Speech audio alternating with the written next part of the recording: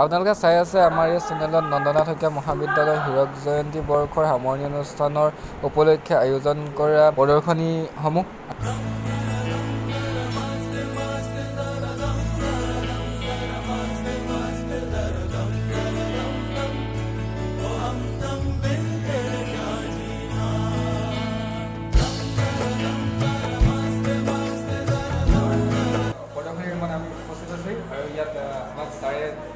জনাব আপোনাৰ নাম? মোৰ নামটো ডক্টৰ প্ৰণাৱানন্দ ভট্টাচাৰ্য। মই এপ্লাইড ৰিচাৰ্চ ইনষ্টিটিউটৰ পৰা আহিছোঁ। আমাৰ গোটেই টিমটো আছে লগত। চ' আমি বেচিকেলি টি ৰিলেটেড গোটেই ৰিচাৰ্চখিনি এপ্লাইড ৰিচাৰ্চ ইনষ্টিটিউটত হয়। চ' সেইটো লৈ আমি গোটেই এক্সিবিশ্যনখিনি আনিবলৈ চেষ্টা কৰিছোঁ, যিমানখিনি ইয়াত পচিবল হৈছে। বেলেগ বেলেগ ডিপাৰ্টমেণ্টৰ গৱেষণালব্ধ মানে যিখিনি ৰিজাল্ট সেইখিনি বস্তু ইয়াত উপলব্ধি আছে। চ' এইখিনি যদি চোৱা যায়, ইয়াত আছে প্লেণ্ট প্ৰটেকশ্যন ৰিলেটেড। চ' প্লেণ্ট প্ৰটেকশ্যন ৰিলেটেড যিখিনি ৰিচাৰ্চ হৈছে আমাৰ ইয়াত আমি দেখাবলৈ চেষ্টা কৰিছোঁ। চ' প্লেণ্ট প্ৰটেকশ্যন বুলি ক'লে দুটা বস্তু আহিব তাত। চ' পেষ্ট মেনেজমেণ্ট আৰু ডিজিজ মেনেজমেণ্ট, লগতে নিউট্ৰিয়েণ্ট মেনেজমেণ্ট। চ' আমি চেষ্টা কৰিছোঁ কেনেকৈ বেচিকেলি এতিয়া গোটেই গ্ল'বেল মানে গ্ল'বছত এটা প্ৰব্লেম হৈছে গোটেই ৱৰ্ল্ডত যে সেইটো হ'ল পেষ্টিচাইড ৰিডিউচ কৰা।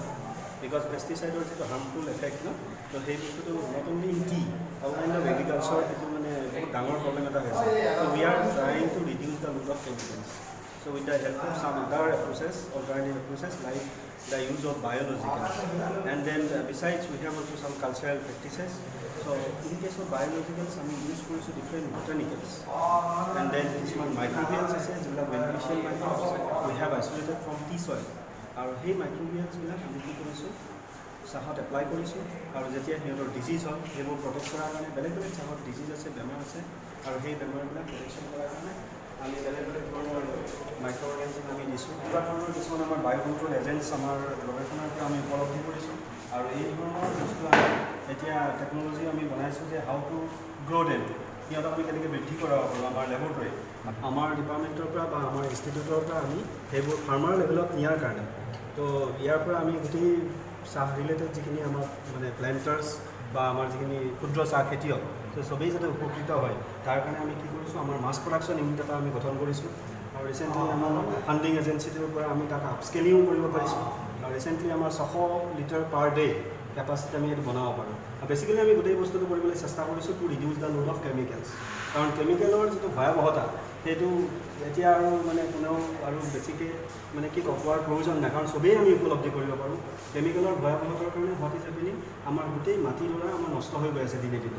গতিকে আমি যদি তাক ৰিপ্লেনিছ কৰিব নোৱাৰোঁ, আমি যদি তাক সঠিকভাৱে আৰু মেইনটেইন কৰিব নোৱাৰোঁ, তেতিয়াহ'লে অনাগত দিনবোৰত আমাৰ গোটেই ছিষ্টেমটো, আমাৰ গোটেই টি প্ৰডাকশ্যন ছিষ্টেমটো, চাহৰ কৃষি পদ্ধতি গোটেই ছিষ্টেমটোৱে আমাৰ হেম্পাৰ হৈ গৈ আছে। সেইকাৰণে আমাৰ গোটেই প্ৰচেছটো হৈছে to reduce the load of chemicals.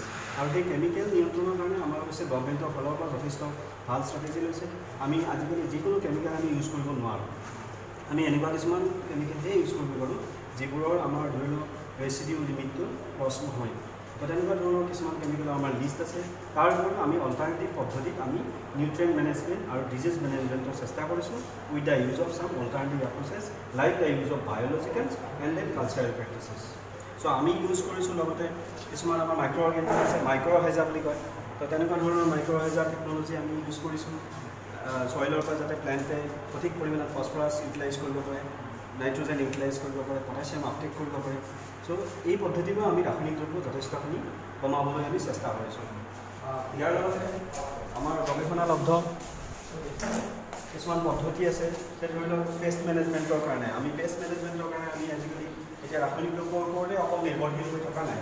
আমি ইয়াৰ কাৰণে এতিয়া বহুত ধৰণৰ কৃষি পদ্ধতি আমি ব্যৱহাৰ কৰিছোঁ।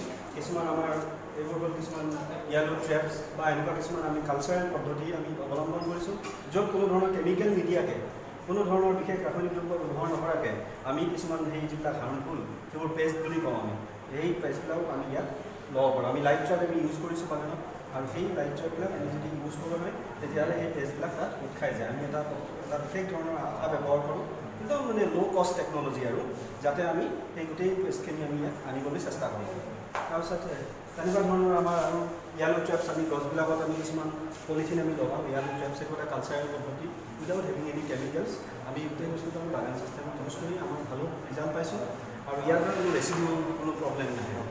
চিমিলাৰলি আমাৰ বহুত ধৰণৰ ক্লোন আমাৰ ৰিলিজ হৈছে আৰু সেই ক্লোনবিলাকৰ কিছুমান হাইলি ক্লোন আছে, কিছুমান আমাৰ কোৱালিটি ক্লোন আছে, কিছুমান ষ্টেণ্ডাৰ্ড ক্লোন আছে, আৰু এনেকৈ আমি গোটেই টি চিষ্টেমটো আমি চেষ্টা কৰিছোঁ so' that we can replenish the culture not only in Assam North East India, আৰু আমাৰ এই গোটেই টেকন'লজিটো যাতে আমি গোটেই বিশ্বত আমি বিয়পাব পাৰোঁ। এতিয়া ধৰি লওক ইয়ং মেনেজমেণ্ট চাহ গছজোপাৰ একদম আমি প্লেণ্টিং পিট বনোৱাৰ পৰা প্লেণ্টিং পিট বনোৱাৰ পৰা আমি কেনেকৈ আমি ৰাসায়নিক দ্ৰব্য কম প্ৰয়োগেৰে আমি কি কৰিব পাৰোঁ strategy for sustainable tea cultivation কৰিব পাৰোঁ ইউজিং মাইক্ৰ'বিয়েল বায়'চাইড। চ' আমাৰ কিছুমান মাইক্ৰ'বিয়েল বায়'চাইডছ আছে, আমি অলৰেডি ডেভেলপ কৰিছোঁ টেকন'লজিটো, আৰু সেই মাইক্ৰ'বিয়েল বায়'চাইডবিলাক আমি প্লেণ্টিং পিটত দি পেলাই ষ্টাৰ্টিং ফ্ৰম দ্য প্লেণ্টিং পিট আমি যাতে ৰাসায়নিক দ্ৰব্যৰ প্ৰয়োগ কমাব পাৰোঁ। আমি সেইটো কৰিছোঁ ভাৰ্মি কম্প'ষ্ট আৰু কাৰ্বনৰ লগত মিক্স কৰি চ' ডেট যাতে আমি নিউট্ৰিয়েণ্ট ৰিচ কৰিব পাৰোঁ। গোটেই টেকন'লজিটো আমাৰ হৈছে ৰাসায়নিক দ্ৰব্যৰ প্ৰয়োগ কমাব। আমি তাৰ পৰা বহুত ছিগনিফিকেণ্ট ৰিজাল্ট পাইছোঁ, আমি ক্ৰপ গেইন পাইছোঁ, খুব ভাল ক্ৰপ গেইন পাইছোঁ।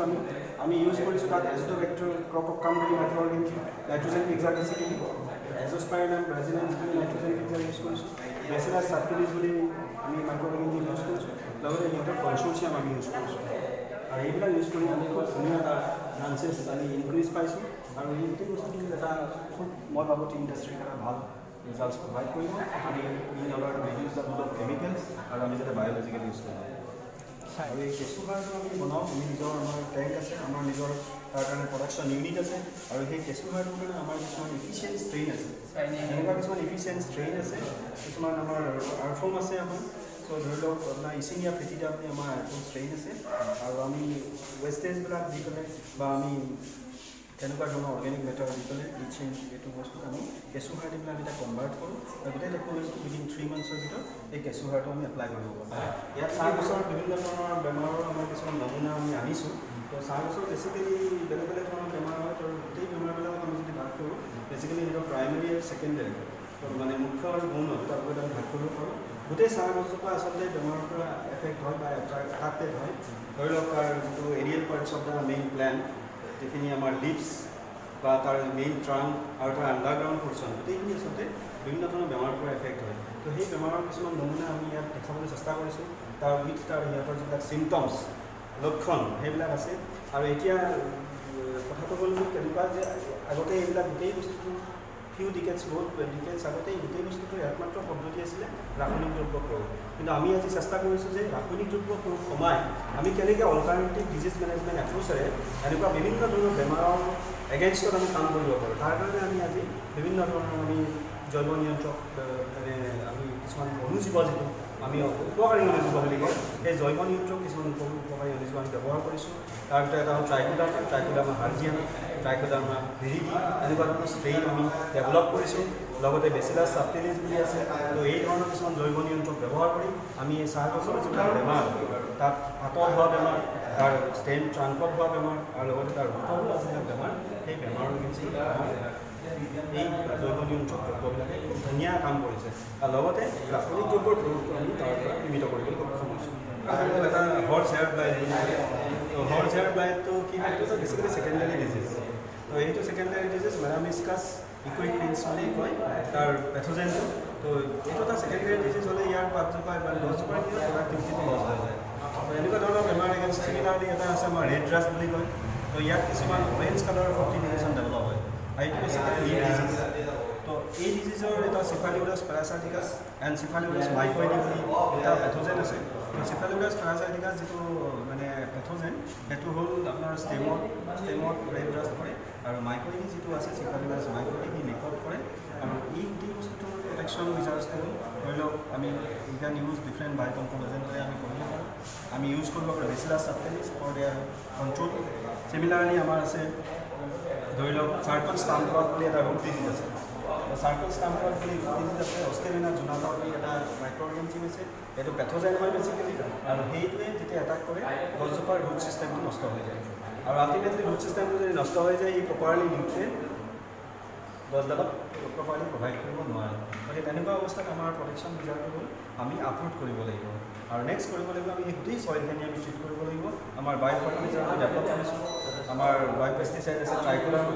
ত' ট্ৰাইকোডাৰ্মা দি পেলাই আমি গোটেই বস্তুটো যে বায়'লজিকেল ট্ৰিটমেণ্ট মই আগতে কৈছোঁ, বায়'লজিকেল আমি ইউজ কৰিছোঁ তাৰ কাৰণে চইল ট্ৰিটমেণ্ট কৰাৰ কাৰণে, চ' ডেট তাতে কোনো ধৰণৰ পেষ্ট নাই, এনাডাৰ যাতে তাৰ ষ্টেমিনা জনাটোৱে বা বেলেগ ধৰণৰ আৰু ডিজিজ কজিং যিটো পেথোজেন সেই পেথোজেনটোৱে তাত যাতে বাধা ল'ব নোৱাৰে আৰু তেনেকুৱা ধৰণৰ আমি টেকন'লজিৰে আমি এইটো কণ্ট্ৰল কৰিবলৈ সক্ষম হৈছোঁ চাহৰ পৰা আমি অকল ধৰি লওক চাহটো আমি খাওঁ ন তাৰ লগতে আমি চাহৰ পৰা আৰু কি কৰিব পাৰোঁ আমাৰ বিজ্ঞানীবিলাকে সেইটো চেষ্টা কৰিছে তাৰ কাৰণে আমি কিছুমান চাহৰ পৰা উপলব্ধ প্ৰডাক্ট আমি কিছুমান ডেভেলপ কৰিবলৈ সক্ষম হৈছোঁ আমি কিছুমান টি টেবলেটছ আমি বনাবলৈ সক্ষম হৈছোঁ আমি কিছুমান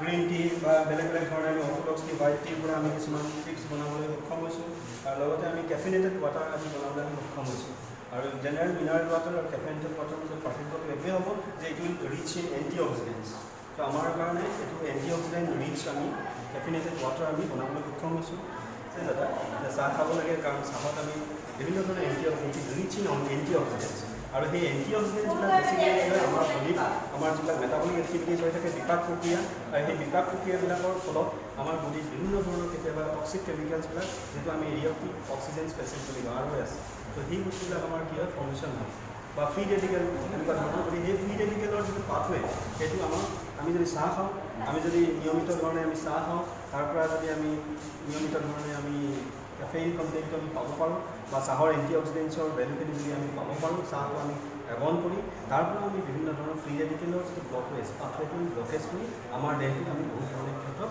বেমাৰৰ পৰা আমি নিজকে আমি প্ৰটেক্ট কৰিব পাৰোঁ ইভেন এনেকুৱাও হৈছে যে আমি যদি ব্লেক টি সেৱন কৰোঁ তাৰ পৰা আমি জাপানীজ এনকেফেলাইটিছ জাতীয় বেমাৰৰ পৰাও আমাক প্ৰটেক্ট কৰিব পাৰোঁ এনেকুৱা ধৰণৰ আমাৰ ৰিচাৰ্চত আপোনালোকে গম পালে যে চাহ খালে মানে আমাৰ কিমান উপকাৰী হয় আমি গম নোপোৱাকৈ এটা ঔষধ খাই আছোঁ সঁচা কথা ক'বলৈ গ'লে আমি কেনেদৰে চাহৰ পৰা উপকৃত হৈ আমাক ছাৰে ইতিমধ্যে কৈছে এই ভিডিঅ'টো চাই আমাৰ দৰ্শকসকল ক্ষুদ্ৰ চাহ খেতিয়কসকল যথেষ্ট পৰিমাণে উপকৃত হ'ব আজিলৈ ইমানেই ধন্যবাদ